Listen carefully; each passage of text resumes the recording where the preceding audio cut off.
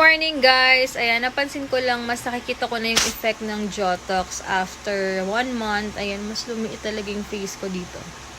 Ayan, mas na-relax talaga yung masseter ko, pag gumagano'n ako. Tsaka mas parang hugos-bigas yung face ko talaga yung dito. Grabe yung ano ko. Ganyan, ayan. Ayan guys, kung gusto niyo magpa-Jotox guys, inquire na kayo. Pero mas ma-advise ko kapag magpapa-Jotox kayo, talagang na-lessen na yung mga fats nyo sa face nyo. Kasi mas makikita nyo yung effect.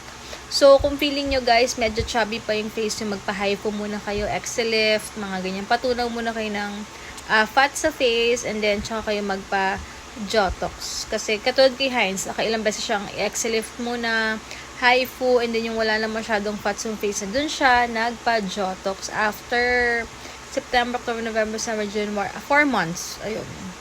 Yun guys. Pero inquire na kayo sa Duguta lang.